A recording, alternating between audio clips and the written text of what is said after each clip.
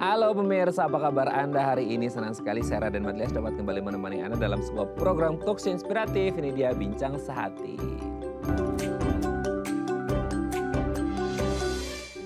Ya, di zaman sekarang ini ya, itu banyak banget kalau kita ngomongin F&B, kuliner gitu ya. Di luar sana tuh banyak orang makan inilah, itulah. Wah, ya pemanis buatan gitu ya, pewarna, apalagi. Wah, banyak deh pokoknya makan makanan yang kayak ini sebenarnya lapar mata gitu ya. Ya enak sih di mulut, tapi juga ada banyak konsekuensi yang bisa didapatkan. Entah itu makannya banyak garam gitu ya, terus kemudian minumnya berkafein tinggi dan lain sebagainya.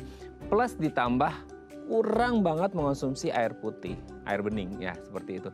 Nah ini akan jadi satu masalah besar karena bisa jadi ini ujung-ujungnya akan menjadi batu ginjal. Aduh serem banget ya kalau kita ngomongin batu ginjal. Nah sebenarnya kalau kita ngomongin batu ginjal, apa sih penyebabnya, gejala yang bisa dirasakan ini seperti apa, terus penanganannya seperti apa, inilah topik yang akan kita bahas hari ini seputar bagaimana menangani batu ginjal. Nah ngomongin seputar ginjal atau batu ginjal, kita akan membahas terlebih dahulu mitos atau fakta seputar kesehatan ginjal. Ginjal ini kan berfungsi sangat penting ya, salah satu organ vital dalam tubuh kita. Nah kalau akhirnya kesehatan ginjal tidak bisa maksimal, pasti akan ada konsekuensi dalam kehidupan kita yang bisa membuat kehidupan kita atau kualitas kehidupan kita akan jauh lebih menurun. Nah kita akan bahas terlebih dahulu beberapa mitos atau fakta seputar kesehatan ginjal ya. Kita lihat yang pertama pemirsa. Kelebihan protein dan garam bisa meningkatkan risiko ginjal bermasalah. Nah ini yang tadi saya sempat singgung di awal ya. Sekarang coba deh, dalam seminggu Anda berapa kali jajan makan makanan let's say like junk food gitu ya. Yang akhirnya mungkin karena lingkungan ya, mungkin karena teman-teman pengen ayo kita jajan yuk gini-gini segala macam. Nah akhirnya apa? Konsumsi banyak makanan yang di lidah sih mungkin taste good ya, enak gitu. Tapi kan akhirnya kita tahu di situ ada kelebihan banyak protein lah, kelebihan garam lah yang selama ini mungkin kita kepikiran kayak oh kalau kelebihan garam let's say gitu ya, oh hipertensi ya, tekanan darah tinggi dan lain sebagainya. Nah kalau kita ngomongin kesehatan ginjal, ada pengaruh nggak sih ketika seseorang mengonsumsi makanan atau minuman yang berlebihan yang mengandung protein kah, mengandung garam kah dengan kesehatan ginjal seseorang? Karena kita tahu ya ginjal kan menjadi salah satu organ tubuh yang untuk menyaring gitu ya. Jadi kalau ada yang kotor-kotor, ada yang berlebih, let's say kayak protein dan garam gitu ya, yang notabene tubuh kita sih butuh ya, tapi kan nggak sebanyak itu pula gitu. Nah tapi sebanyak apa yang dimaksud sehingga akhirnya bisa menyebabkan kesehatan ginjal kita bermasalah, nanti akan kita bahas ya. Ada hubungan nggak antara makanan dan konsumsi kita yang kelebihan protein dan garam dengan kondisi kesehatan ginjal kita. Oke, kita lanjut yang kedua pemirsa ya. Ginjal yang bermasalah itu katanya bisa dirasakan secara fisik oleh tubuh kita. Jadi kayak ya ngomong gampangnya analoginya kalau tangan kita lecet gitu ya, luka. Pasti akan kerasa sakit dong, rasa nyeri dan lain sebagainya. Nah, kalau kasusnya adalah ginjal yang bermasalah, kalau setahu saya mungkin ginjal itu kan prosesnya bisa berlangsung lumayan lama ya. Kalau kita ngomong penyakit kronik seperti ya penyakit kronik ya. Nah tapi pertanyaannya gini, ketika orang sudah mulai bermasalah dengan ginjalnya, apakah benar-benar bisa dirasakan secara langsung? Maksudnya kayak kita rasa, aduh ginjal saya sakit, kerasa di badan gitu ya. Atau sebenarnya kayak kalau di awal-awal mungkin nggak akan kerasa gitu ya. Nah akan kerasa mungkin masuk kalau bahasnya stadiumnya sudah tengah atau lanjut gitu ya. Sehingga orang kayak oh udah datang ke dokter stadiumnya udah tinggi seperti itu. Atau sebenarnya dari awal oh ketika orang mulai merasakan bahwa ada ginjal yang bermasalah gitu ya. Maka bisa dirasakan secara fisik. Tubuh kita tuh merespon oh ada tanda atau sinyal seperti ini berarti ini indikasinya bahwa oh ginjalnya lagi bermasalah. Nah bisa nggak sih kita merasakan ketika ginjal kita mulai bermasalah? Nanti akan kita bahas ya. Oke kita lanjut yang ketiga pemirsa. Sakit pinggang karena posisi duduk indikasi sakit ginjal. Nah ini ya yang harus jadi catatan kita bersama. Jadi gini ketika kita bingung ya, jadi kalau kita duduk itu sekarang itu banyak aturan ya. Karena kita sekarang udah mulai banyak yang WFO ya gitu ya. Jadi kayak duduk begini harusnya bagusnya yang postur tubuhnya begini. Karena nggak boleh yang begini, membungkuk ya. Harus yang tegap seperti ini. Tapi kadang-kala kan kita manusia bukan robot ya. Kadang-kala kita ngerasa kayak aduh pegel banget gitu. Nah entah karena duduknya terlalu tegak atau karena terlalu bungkuk sehingga kadang-kadang kita merasakan apalagi yang office hours ya 9 to 5 gitu, 8 to 5 balahan gitu. itu yang ngerasa kayak aduh pinggangnya udah mulai sakit nih dan lain sebagainya. Nah, kita ngerasa bahwa oh ini ternyata bukan hanya pinggangnya aja yang sakit. Ini indikasi bahwa karena posisi duduk yang terlalu lama dengan kondisi yang lumayan statis, ini bisa berujung pada kesehatan ginjal yang terganggu. Nah, apakah ada hubungan ketika kita ngomongin postur duduk seseorang dengan gangguan pada ginjalnya? Nanti akan kita bahas ya. Oke, kita lanjut yang keempat pemirsa. Kasus ginjal terbanyak terjadi di usia lanjut. Nah, ini yang harus jadi catatan kita bersama. Ya, kita tahu sih, setiap manusia, karena kita juga bukan robot ya, setiap manusia pasti akan mengalami proses aging, penuaan seperti itu ya, degeneratif, metabolisme menurun dan lain sebagainya. Nah, kalau kita ngomongin salah satu organ dalam tubuh yang kita pikir ya iyalah semakin bertambahnya umur pasti organ tubuh kita juga akan menurun. Salah satunya pun terutama juga dengan ginjal. Jadi kita selalu kepikiran, oh masih muda nih gitu ya, masih produktif, nggak mungkin deh bermasalah sama ginjalnya gitu ya. Karena kita masih usia muda, masih produktif, masih bisa ini, itu dan lain sebagainya. Kayaknya lancar-lancar aja deh, sehat-sehat aja ginjal kita. Karena biasanya orang yang mengalami gangguan kesehatan pada ginjal adalah mereka yang udah mulai let's say like 50 plus atau 60 plus seperti itu alias lansia. Nah, apakah ini menjadi pakem bahwasanya orang-orang yang mengalami gangguan kesehatan pada ginjal adalah orang-orang yang memang sudah mulai aging alias lansia, atau sebenarnya tidak menutup kemungkinan karena tadi ya sudah di-mention di poin-poin sebelumnya, lifestyle, pola makan, pola istirahat dan lain sebagainya itu katanya bisa berpengaruh pada kesehatan ginjal seseorang. Nanti akan kita bahas ya secara lengkap. Oke, kita cek yang terakhir pemirsa. Pengujian penyakit ginjal itu panjang dan mahal. Saking panjang dan mahalnya jadi panjang dan mahal seperti itu. Jadi kayak orang selalu berpikir bahwa oh in the end of the day-nya orang yang ada masalah sama ginjal pasti akan berakhir dengan HD ya, hemodialisis, cuci darah dan lain sebagainya. Jadi orang kepikiran kayak satu pasti prosesnya bakal panjang banget nih dok. Kedua, aduh dok karena prosesnya panjang so otomatis kayak it's gonna cost a lot gitu ya. Ini pasti mahal banget gitu. Nah, kalau kita ngomongin kesehatan ginjal, sebenarnya apakah semua kesehatan atau gangguan kesehatan pada ginjal itu akan memakan proses yang panjang dan mahal, atau sebenarnya ada yang panjang dan mahal tapi ada juga yang pendek kalau semisal sudah di screening dari awal. Jadi itulah pentingnya untuk screening dan cek kesehatan ginjal Anda sebelum akhirnya sangat buruk. Oke, itu tadi beberapa mitos atau fakta seputar kesehatan ginjal dan kami akan membahasnya sesaat lagi. Tetap bersama kami di Bincang Sehati.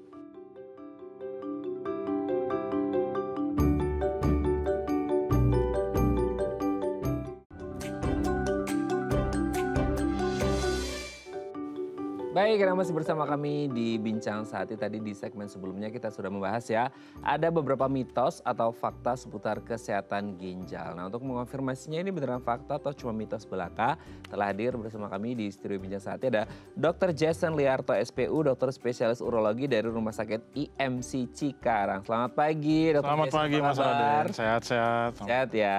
Oke, dok, hari ini kita akan membahas seputar kesehatan ginjal kita ya, terutama batu ginjal. Tapi sebelum kita bahas tema utama kita mau bahas terlebih dahulu mitos fakta seputar kesehatan ginjal. Kayaknya yang selama ini orang kepikirannya kayaknya nggak ada gejala apapun, kayak aman-aman aja ginjalnya. Meskipun mungkin ada yang quote and quote numpuk penyakit yang someday bisa saja menyerang ginjalnya. Meskipun itu bukan harapan kita, tapi kita perlu tahu bahwa dari awal kita tahu bahwa ini bisa menyebabkan gangguan pada kesehatan ginjal. Yang pertama adalah kelebihan protein dan garam katanya bisa meningkatkan risiko ginjal bermasalah.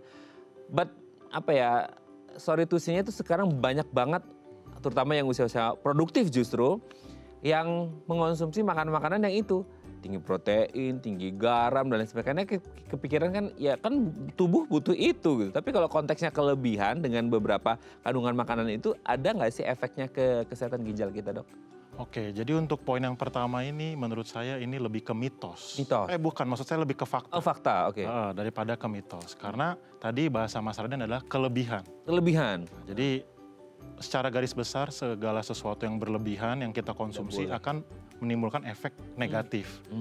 Terutama pada kasus batu ginjal, kelebihan yang tadi Mas Raden bilang, kelebihan protein, terutama protein hewani dan juga kelebihan garam. Jadi kalau ada yang bertanya gitu, berarti nggak boleh makan garam dong, dok? Bukan berarti tidak boleh makan garam, tapi konteksnya kan berlebihan. Berlebihan. Jadi kalau secara nilai gizi, banyaknya garam yang bisa kita konsumsi itu sekitar 4-5 gram per hari. Jadi sedikit banget ya. Iya. Tapi sekarang kayaknya banyak deh dong. Betul, karena kan ya karena gaya hidup zaman sekarang kan orang banyak nongkrong, ngemil-ngemil di kafe yang notabene cemilan atau makanannya biasanya mengandung garam yang tinggi. Betul. Dan biasanya kan lebih banyak protein hewaninya nih dibanding protein nabati. Sedangkan protein hewani itu mengandung oksalat dan juga asam urat yang tinggi. Dan kedua zat tersebut merupakan kontributor utama pembentukan batu ginjal. Dan garam yang berlebihan juga sama.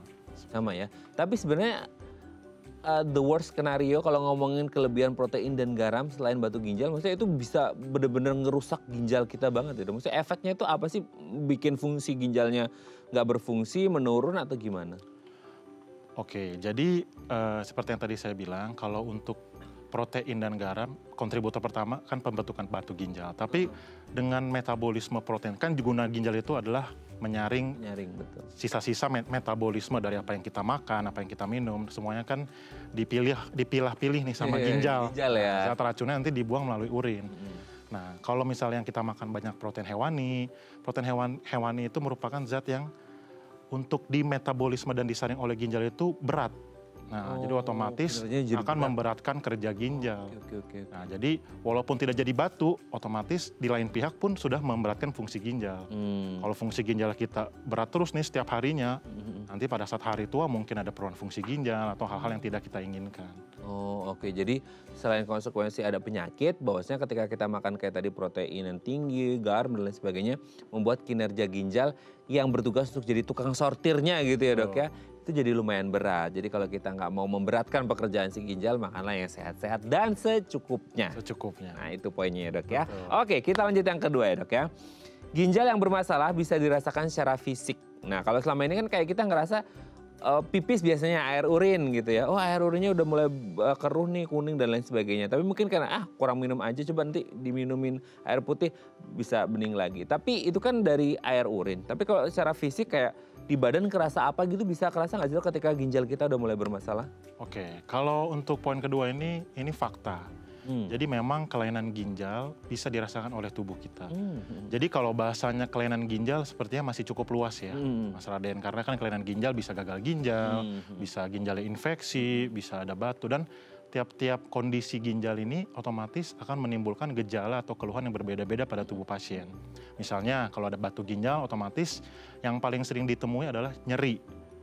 Nyeri juga bervariasi tergantung dari posisi batu, kan bisa di ginjal, bisa di kantong kemih, nyerinya bisa di pinggang, bisa di perut bawah, atau misalnya menyumbat saluran ke kencing, bisa kencingnya jadi susah, kencingnya sakit, kencingnya merah. Nah kalau misalnya pada kondisi seperti ginjal infeksi, bisa demam, mual muntah, badannya lemas. Jadi memang luas yang bisa dirasakan oleh ginjal. Karena kalau pada masyarakat biasanya kan nyeri pinggang, sepertinya bukan gejala ginjal nih. Sepertinya karena misalnya tadi aktivitas yang berlebihan. Memang bisa juga, cuman biasanya jadi terabaikan. Padahal belum tentu tidak ada gejala ginjal. Nah itu dia, memang harus digarisbawahi bahwasanya ternyata memang tubuh itu bisa merespon dan merasakan ketika ginjal itu sudah mulai bermasalah. Meskipun mungkin ada nyarunya dengan yang lain gitu ya, kayak sakit pinggang dan lain sebagainya. Oke dok, kita lanjut yang ketiga ya. Nah ini juga nyambung nih ya, sakit pinggang karena posisi duduk itu indikasi sakit ginjal. Nah ini dok, kadang-kadang kita kepikiran, jadi sebenarnya harus duduknya kayak mana dong gitu ya. Bungkuk, tegak atau gimana? Jadi kayak kalau tegak kan sakit juga ya, masih pegel gitu. Nah akhirnya lama-lama juga kerasa bukannya enak tapi sakit pinggang juga gitu. Pun begitu dengan bungkuk gitu. Nah sebenarnya ketika ada salah postur duduk gitu ya, itu dan berakhir pada sakit pinggang, itu ada hubungan gak sih dengan sakit ginjal? Karena kan selama ini kita sering dengar gitu dok. Nah kalau untuk yang ini menurut saya mitos. Mitos, oke. Mitos, ya. Karena biasanya untuk kondisi-kondisi ginjal yang dirasakan masyarakat pada umumnya kan, misalnya batu ginjal atau misalnya gagal ginjal, itu biasanya nggak dipengaruhi oleh posisi kita duduk, posisi kita berdiri, atau misalnya aktivitas berat, ngangkat-ngangkat berat. Nah biasanya memang kadang-kadang kita mengangkat berat atau kita posisi duduk yang salah bisa menyebabkan sakit pinggang. Tapi perlu diingat, nyeri pinggang itu tidak semuanya disebabkan oleh kelainan ginjal. Nah, kan di organ pinggang kita kan ada ototnya, ada sarafnya, dan juga ada organ-organ yang lain. Jadi tapi kalau untuk konteksnya apakah posisi duduk mempengaruhi kelainan ginjal? Tidak. Tidak ya? Jadi lebih ke mitos. Oh mitos, oke. Jadi aman ya, meskipun nggak harus sakit pinggang juga ya gitu. Karena bukan berarti nggak ada hubungan dengan ginjal gitu. Oke dok, kita lanjut yang keempat. Kasus ginjal terbanyak itu ada di usia lanjut. Nah ini kan jadi kayak kasihan ya usia lanjut itu selalu jadi tameng untuk segala macam penyakit gitu ya. Ya namanya juga udah ringkih, udah sepuh lah bahasnya. Jadi mungkin tidak hanya ginjal ya, jantung kayak apalah segala macam itu jadi bermasalah. Nah sebenarnya kalau ngomongin ya proses aging, orang udah usia lanjut, apakah prevalensi ginjal selama ini memang jatuh pada kategori usia lanjut atau sebenarnya bisa aja enggak gitu dok? Oke, untuk yang ini menurut saya bisa mitos dan fakta. Oke, 50-50 ya. 50-50. Karena kalau dibilang prevalensi pada usia tua ada kelainan ginjal, tergantung kelainan ginjal yang mana dulu. Nah gitu, jadi berbeda-beda. Misalnya kalau kita bahas mengenai gagal ginjal, otomatis yang lebih sering akan ada pada orang-orang yang sudah tua. Karena kan merupakan dampak dari apa yang gaya hidup sehari-hari saat muda sampai ke tua. Tapi kalau misalnya kita ngomongin batu ginjal paling sering di kelompok usia yang mana nih? Apakah usia tua? Kalau secara penelitian, epidemiologi batu ginjal itu paling banyak di usia 40-an justru. Nah tergantung nih Mas Raden 40 tuh udah dibilang usia tua atau belum. Oh, masih muda sih kayaknya. Masih muda ya. Gue gak tahu deh dok. Jadi kalau menurut saya bisa fakta tergantung dari kelainan ginjal yang mana. Dan mitos kalau misalnya berhubungan dengan batu ginjal misalnya. Kan kalau definisi orang lansia biasanya itu di atas 50, 60 mungkin ya.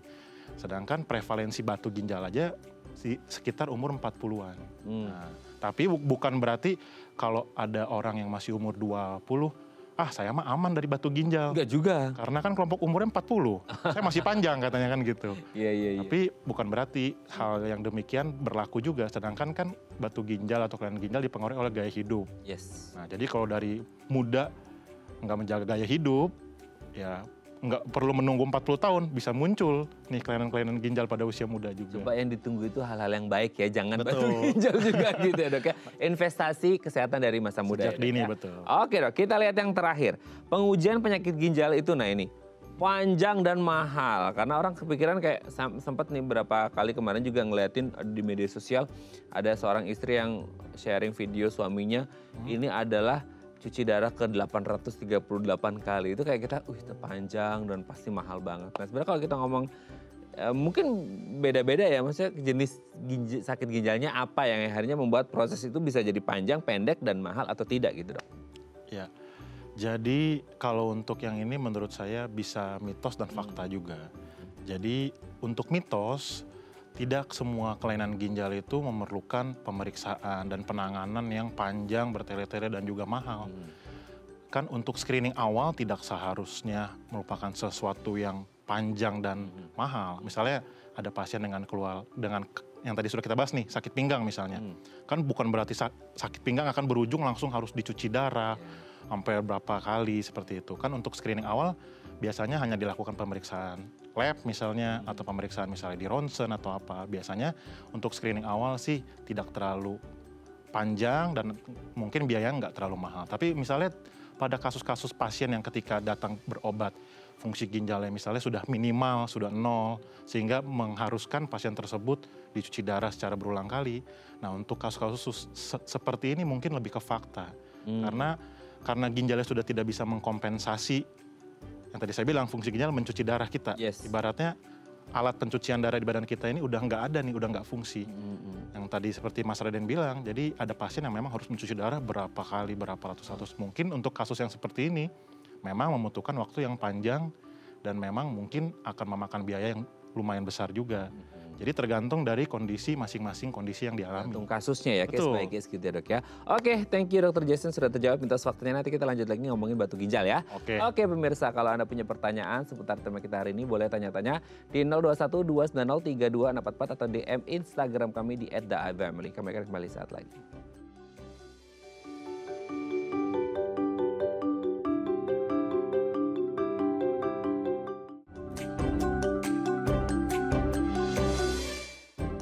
Baik, Anda masih bersama kami di Bincang Sehati. Kita masih membahas tema kita hari ini bagaimana cara menangani batu ginjal. Kalau Anda punya pertanyaan seputar tema kita hari ini boleh tanya-tanya di 021 290 3244 atau DM Instagram kami di @theifamily. Kita masih bersama dengan Dr. Jason Liarto SPU, dokter spesialis urologi dari Rumah Sakit IMC Cikarang. Oke dok, sebelum kita lanjut ngomongin batu ginjal, tadi sempat disinggung sedikit sih seputar ginjal, tapi boleh nggak lebih detail sedikit lagi tentang ginjal ini, apa fungsinya, apa letaknya di mana, segede apa? Karena kan kita sebagai manusia nggak bisa lihat ya dok, ini perut aja nih gitu, badan aja nggak bisa kelihatan gimana tuh dok. Iya, berarti kita mau berkenalan dulu nih. Berkenalan dulu. Kenal maka tak sayang katanya. Jadi orang kalau nggak kenal tidak mau menyayangi ginjalnya. Iya betul. Jadi ginjal itu adalah organ yang dikasih sama Tuhan nih, ada dua nih di badan kita. Ada dua, oke. Ada ginjal kanan, ada ginjal kiri. Nah, jadi kalau untuk ginjal itu, kalau nanti ada yang mau cari tahu di internet nih, bentuknya itu seperti kacang. Kacang? Kacang, tapi kacang yang besar. Oh. Karena panjangnya itu 10-15 cm, Oke. dengan lebar sekitar 3-5 cm. Nah, posisi ginjal ada di mana dok? Itu ada di pinggang kita. Makanya kalau ada batu atau ada infeksi, sakitnya di pinggang. Oh iya. Jadi berhubungan. Jadi ginjal kita berguna untuk menyaring darah kita. Jadi sisa metabolisme dari badan kita, dari apa yang kita makan, dari makanan, dari obat-obatan yang kita konsumsi, dan juga dari apa yang kita minum, semuanya dibuangnya itu melalui ginjal. Jadi disaring sama ginjal, zat-zat racun, zat-zat yang harusnya dibuang sama tubuh, akan dibuang oleh ginjal dengan cara memproduksi airan kencing. Nah, jadi kencing kita itu isinya adalah zat-zat yang harus kita buang. Jadi air kencing kita itu kalau ditanya air kencing yang buat siapa? Yang buat itu adalah ginjal. Gitu. Jadi kelebihan cairan beserta dengan zat-zat racun yang mau dibuang oleh tubuh kita. Oke. Berat ya kerjanya ya. Berat. Karena dia harus menyaring ibarat kata mana yang baik, mana yang tidak baik untuk tubuh seperti itu ya. Nah, oke, dengan mengetahui fungsi ginjal itu sendiri, sekarang kita beralih ke batu ginjalnya. Nah, batu ginjal ini ginjal fungsinya sangat luar biasa untuk menyaring, tapi tiba-tiba ada si batu di sini di ginjalnya. Nah, batu ginjal ini seperti apa? Jadi apakah literally batu yang ada di dalam ginjal atau gimana? Oke, jadi memang literally ada batu di ginjal. Nah, tapi kalau membicarakan mengenai batu di ginjal, saluran kencing kita itu nggak ginjal aja loh. Nah, tadi kan saya bilang nih, ginjal udah bikin air kencing. Nah, bukan dari ginjal langsung keluar, karena ingat ginjal kita itu berada di pinggang. Jadi dari ginjal itu akan mengalir ke saluran ginjal, lalu akan mengalir masuk ke kantong kemih. Kantong kemih itu adalah tempat di mana biasanya kita kalau lagi nahan kencing tuh ada rasa sakit. Nah, itu namanya kantong kemih, dan keluar melalui saluran kencing bagian bawah. Jadi di semua organ ini bisa ada batu. Tapi biasanya kalau masyarakat semuanya dibilang batu ginjal. Padahal bisa batu di ginjal, batu di saluran ginjal, di kantong kemih, ataupun batu di saluran kemih bagian bawah. Nah, kenapa bisa ada batu? Nah, jadi seperti yang saya bilang tadi, air kencing kita itu isinya adalah zat-zat yang mau kita buang.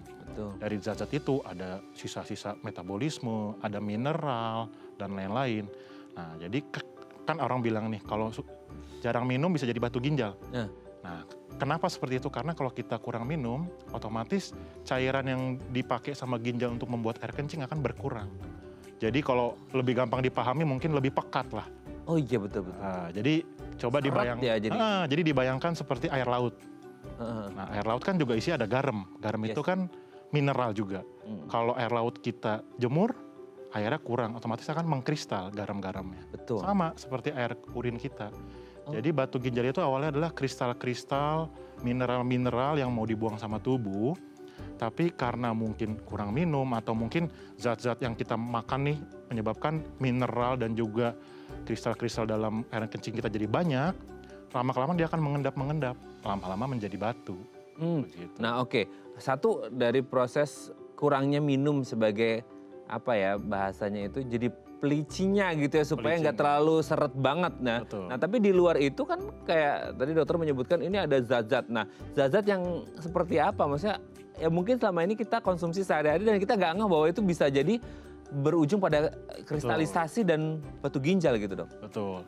Zat-zat yang saya maksud jadi seperti kalsium, oksalat, lalu asam urat juga bisa. Makanya alangkah baiknya seperti tadi kita ngomongin mengenai mitos fakta, tadi kan dari Mas Raden sudah bertanya tuh protein, lalu garam.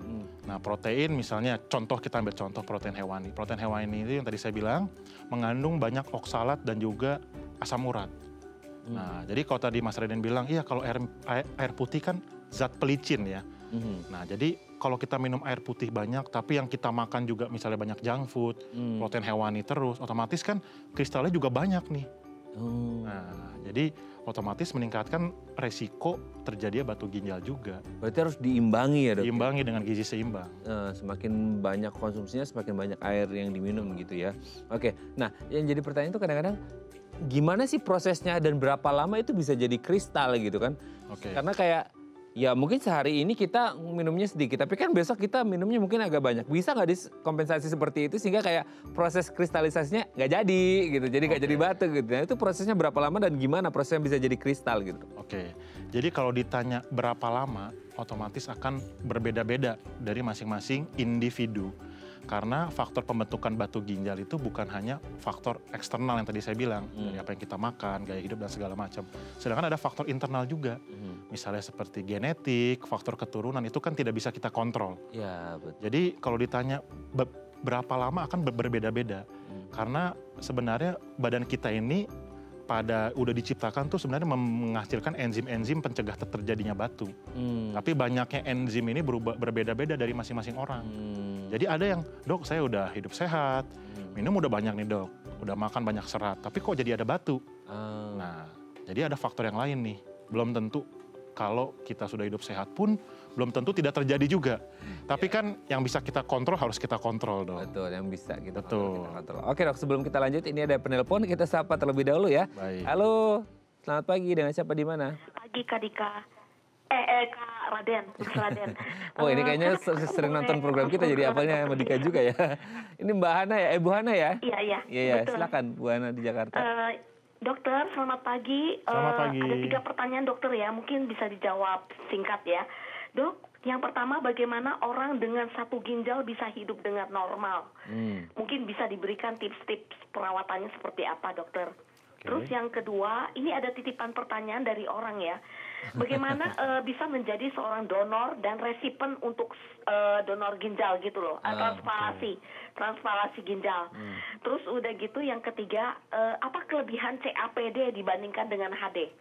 Mungkin jelas dokter? Jelas. Terima kasih banyak. Terima kasih dokter, sehat selalu. Terima kasih Mas. Sehat selalu Bu. Ya sama-sama. Wah, agak ngegas ya Bang. Makasih Bu Hana, ini salah satu penelpon setia kita ya. Oke, nanti akan kita jawab setelah break tapi ya dok ya. Oke pemirsa, kami akan kembali saat lagi, tetap bersama kami di Bincang Sehati.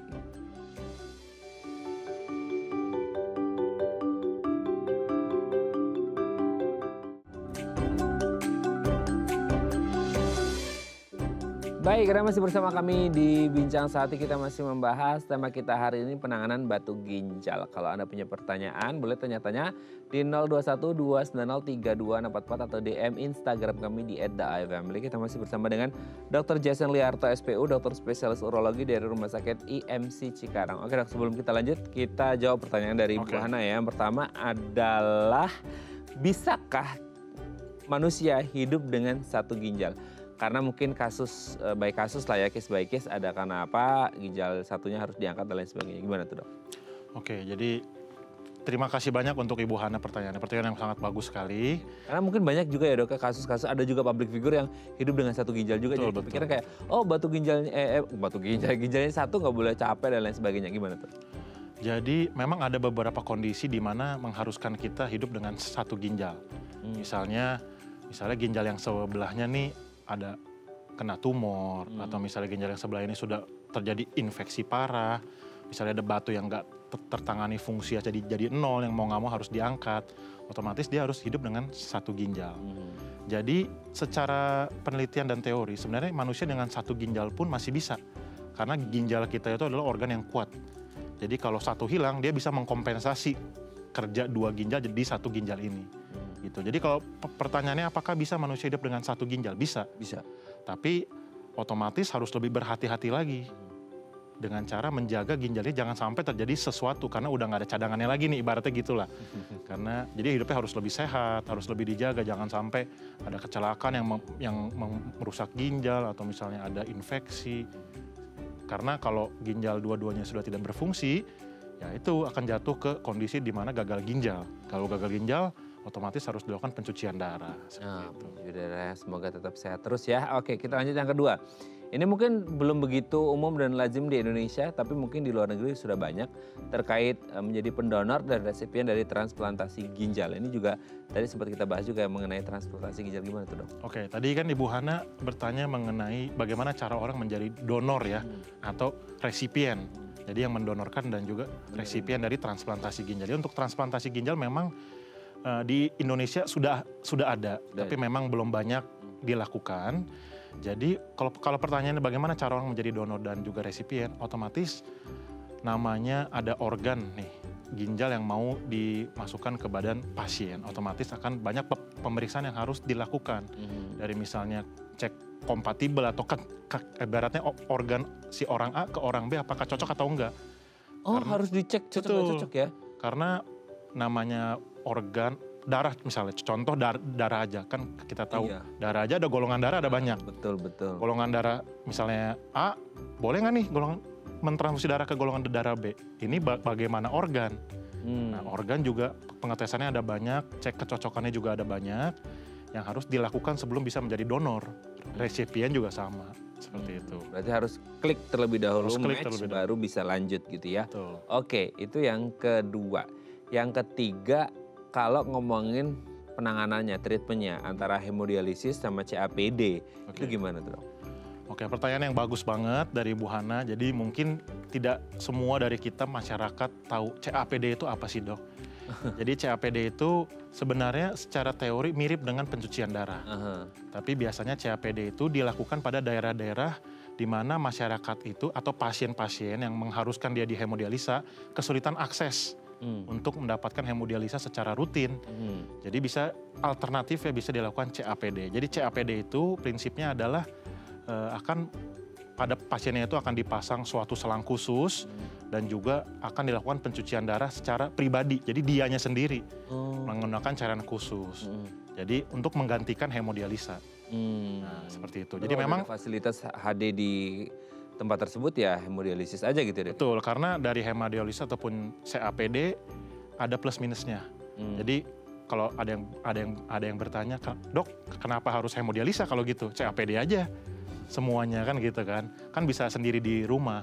Tapi harus diingat kalau CAPD pun ada plus minusnya. Misalnya kesulitan akses ke cairannya atau misalnya selangnya itu kadang-kadang bisa menyebabkan tidak efektif, bisa menyebabkan infeksi perut.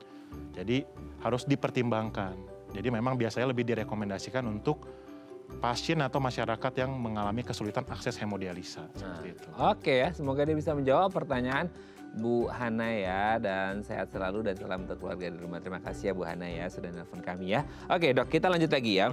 Nah kalau ngomongin batu ginjal gitu, batu ginjal itu ini mungkin pengalaman pribadi atau mungkin pernah baca apalah gitu ya, artikel gitu. Segede apa sih bisa batu ginjal itu gitu?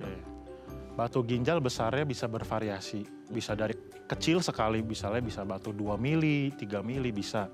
Atau ada batu yang sebesar bola voli, bisa juga. Apa dok? Bola voli? Bola voli sementara mungkin kalau ginjalnya aja nggak segede gitu. Betul. Mungkin kalau bola voli agak berlebihan ya, tapi ada kasusnya. Bola kasti itu nggak sih? Ya betul. Softball gitu ya? Betul, misalnya kan seperti tadi saya bilang, saluran kencing kita itu panjang ya. Jadi dari ginjal sampai ke kantong kemih. Kantong kemih, bayangin kantong kemih kita kan seperti balon. Nah, jadi kalau ada batu di kantong kemih nggak keluar-keluar, otomatis dia akan mengendap terus, tambah gede. Kalau saya boleh sharing, kasus yang pernah saya menangani, ada yang batunya sebesar bola futsal juga ada. Tapi di kantong kemih. Di kantong kemih. Kalau di ginjal, itu kelihatan banget belendungnya dong. Betul, dari luar pun sudah terlihat belendung. Biasanya tuh pada pasien yang, kan kalau orang di masyarakat kita biasanya kuat ya Pak ya. Jadi kalau masih nyeri-nyeri dikit, ditahan-tahan ya. Pakai obat dulu, sampai menunggu, sampai tidak bisa ditahan lagi, biasanya begitu. Jadi alangkah lebih baiknya jika sudah mulai ada timbul keluhan, langsung berobat. Nah, untuk itu mencegah hal demikian. keluhan itu kan kadang-kadang ya ini ya dok ya, kadang-kadang orang tuh nyepelein, cuman nyeri biasa, minum obat nyeri aja deh gitu ya. Nah, yang jadi pertanyaan ketika di awal-awal, tadi ada yang dari kecil ya, kita nggak ngomongin sampai bola futsal yang udah gede banget gitu ya. Itu ada yang 2 mili aja, itu kerasa nggak sih di tubuh kita gitu. Itu kan pasti kalau sifatnya batu kan berarti dia keras dan kayak mungkin ada rasa-rasa kayak nyeri-nyeri di dalam atau gimana? Itu di awal-awal gejalanya seperti apa? Bisa nggak langsung kerasa bahwa oh ini langsung ini pasti ada batu ginjal gitu dok? Jadi untuk gejala, kalau ada tadi pertanyaan dari Mas Raden, kalau batu kecil ukuran 2 mili, 3 mili bisa nggak sih nyebabin keluhan?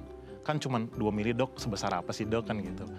Tapi bisa, karena kalau walaupun ukurannya cuma 3 mili, jika dia menyumbat di saluran ginjal, misalnya sudah menyebabkan infeksi, sehingga batu yang 3 mili pun nggak bisa lewat nih, mengendap di situ, otomatis badan kita itu bereaksinya itu adalah dengan nyeri, karena dia akan berkontraksi untuk mendorong batu.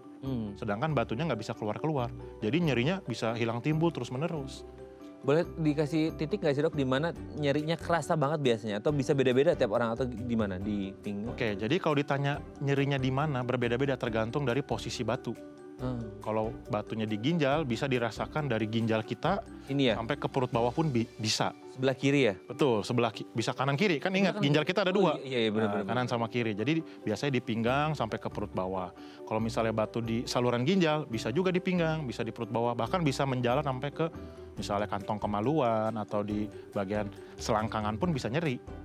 Itu sifatnya hilang timbul atau terus menerus? Kalau pada tahap awal, misalnya batunya baru nyumbat nih, biasa sifatnya hilang timbul. Tapi kalau dibiarkan terus, lama-lama sih sakitnya akan terus menerus. Karena semakin besar jadi kerasanya lebih terus. Betul. Ya. Oke dok, sebelum kita lanjut ini ada DM Instagram. Oke. Aku bacakan ya, ini pertanyaan ada di belakang, tapi nggak usah nengok nanti dok. Oke. Nengok Ya. Dari Pak Rindi nih ya. Dok, 10 hari yang lalu ibu saya pasang apa nih, DJ stand. DJ stand, oke. DJ stand. Kayak DJ ya, DJ stand karena batu ginjal. Baru tahu nih istilahnya. Karena batu ginjal. Saat ini tidak ada keluhan setelah pemasangan stand. Setelah pemasangan itu belum pernah kontrol lagi karena merasa nggak ada keluhan nih dok. Apa harus tetap kontrol atau enggak? Terima kasih dok. Oh gitu. 10 hari yang lalu pasang DJ stand dan nggak ada keluhan apa-apa. Jadi harus tetap kontrol atau gimana dok? Oke. Terima kasih atas pertanyaannya. Jadi Stand ini apa nih dok? Nah, jadi itu saya mau menjelaskan dulu nih. Iya. Karena pertanyaannya terlalu spesifik lah. Oh iya. Jadi DJ stand itu bukan DJ yang ini ya, bukan ya. DJ stand itu kepanjangan dari double J. Double J. Jadi itu merupakan suatu selang lah. Seperti ring kalau di jantung. Oh, iya. Jadi ini ring di ginjal. Ring di ginjal. Jadi selang yang dipasang di ginjal sampai saluran ginjal, gunanya itu biasanya dipasang pada pasien-pasien yang baru menjalani operasi. Misalnya operasi penembakan batu, misalnya operasi dibelek atau dan lain sebagainya. Misalnya salurannya sempit atau batunya membuat infeksi sehingga mengharuskan memasang DJ stand atau misalnya ring di ginjal ini. Nah, jadi memang kalau ditanya apakah harus kontrol atau enggak, pasti harus kontrol. Karena double J stand itu merupakan benda asing. Yang namanya benda asing di badan kita otomatis tidak selamanya. Nah, jadi double J stand pun ada expired date-nya lah, ibaratnya kayak gitu. Bisa ada yang sebulan, ada yang 3 bulan, ada yang 6 bulan, ada yang setahun. Jadi cepat atau lambat selang ini pun akan harus dilepas. Makanya harus tetap kontrol walaupun nggak ada keluhan seperti itu. Kalau nanti dibiarin terus, lama-lama benda asing sudah expired, bisa jadi batu nanti kan. Gitu. Idealnya dia harus kontrol berapa lama, meskipun tidak ada keluhan sama sekali dok. Idealnya berapa? Idealnya biasanya untuk dokter urologinya biasanya kan pada saat post-op nih setelah operasi biasa seminggu kan kontrol. Mungkin kalau nggak ada keluhan sebulan lagi baru kontrol. Buat nanti disiapkan untuk pelepasan DJ stand-nya itu sendiri. Oke, jadi memang harus tahu dulu nih nanti pasti di awal dikasih tahu kan ya dok ya sama dokternya pasti ini DJ stand-nya akan bertahan di sini sampai berapa lama gitu ya? Itu biasanya akan diberitahu biasanya.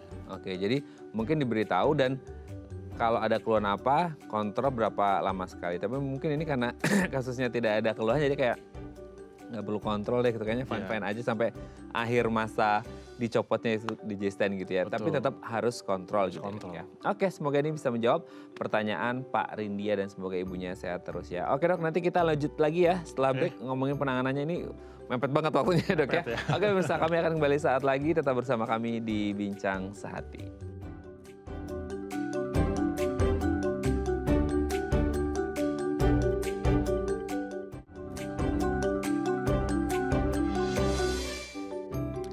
Baik, Anda masih bersama kami di Bincang Sati. Kita masih membahas tema kita hari ini seputar penanganan batu ginjal ya. Kita masih bersama dengan Dr. Jason Liarto SPU, dokter spesialis urologi dari Rumah Sakit IMC Cikarang. Oke dok, tadi kita udah ngerti lah ya seputar batu ginjal kondisinya seperti apa. Sekarang kita ke penanganannya, pengobatannya gitu ya.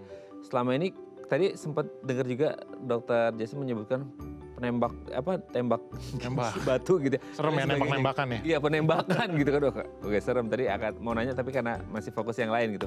Nah, kalau kita ngomongin pengobatan, penanganannya itu seperti apa? Apakah beda antara yang 2 mili dengan yang sebesar bola futsal gitu dok? Itu gimana penanganannya? Oke, jadi untuk penanganan batu ginjal berbeda-beda. Tergantung dari beberapa faktor. Yang pertama, posisi batu. Yang kedua, besarnya batu. Yang ketiga adalah kondisi yang disebabkan oleh batu. Maksudnya misalnya batunya udah jadi infeksi atau udah membuat ginjalnya udah tidak berfungsi. Jadi banyak pertimbangan. Kalau untuk batu juga, kalau dari poin yang pertama nih, ukuran. Kalau dari ukuran, tergantung seukuran mana dulu. Misalnya untuk batu yang kecil sekali, misalnya cuma 1-2 mili, mungkin masih bisa dicoba obat dulu dengan banyak minum air putih. Misalnya udah batu berukuran 5 mili nih, 5 mili sampai berapa mili.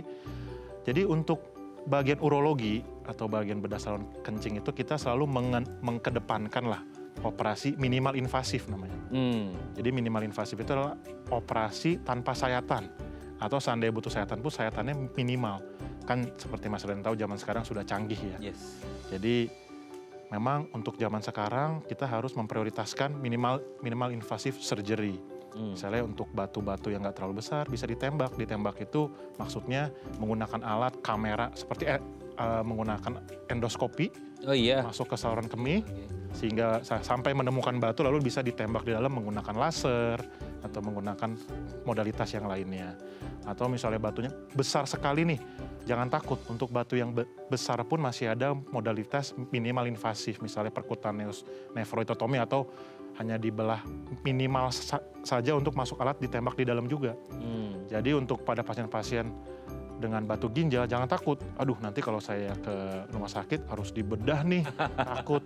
Biasanya orang kalau ke rumah sakit gitu dok, operasi bedah-bedah gitu. Memang namanya operasi gitu, tapi untuk operasi urologi biasanya 95% ke operasi minimal invasif. Biasanya pasien dengan minimal invasif, otomatis penyembuhan pasien juga akan lebih cepat. Misalnya operasi hari ini, mungkin besoknya udah boleh pulang.